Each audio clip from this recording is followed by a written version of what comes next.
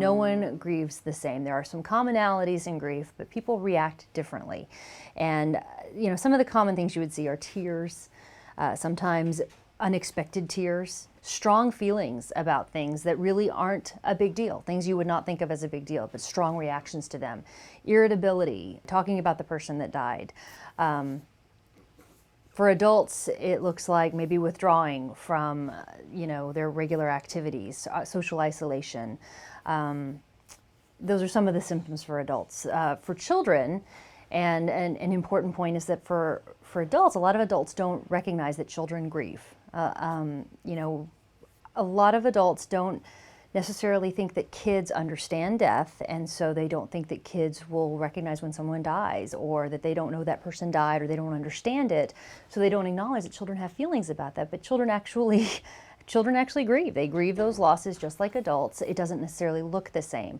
Sometimes it looks like tears, and it looks like the unexpected crying, but it also looks like non-compliance. It looks like behavior problems. It looks like irritability, just like it does in adults. It looks like angry outbursts. It can look like social isolation and withdrawal. It can be poor grades in school. It can be, hyperactivity. It can be also the same kinds of eating too much or eating too little, sleeping too much or sleeping too little, which are also common symptoms for adults. So children can grieve the exact same way as adults.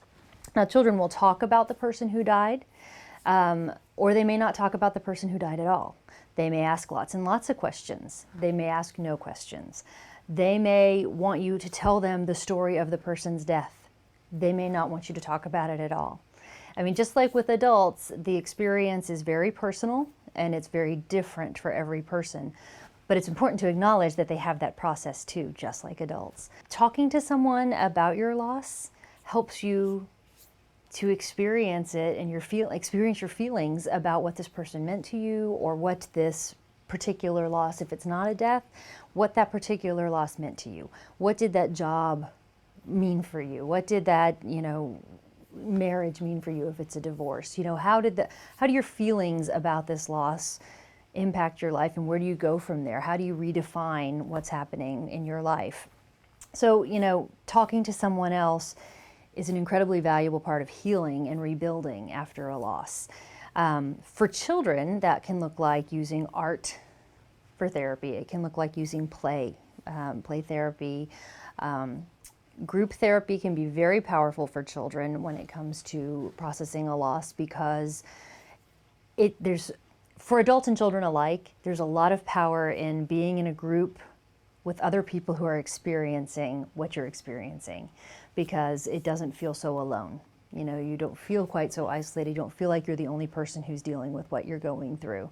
So it's a very powerful means of intervention to be with other people who are going through it. And that's what counselors like myself are here for, is to help people that when you are experiencing these losses in life, to be here to help you work through those and to heal and move past them. And I would say that when, specifically for children, it's important to work with a therapist that has some training and understands child development and how children experience loss.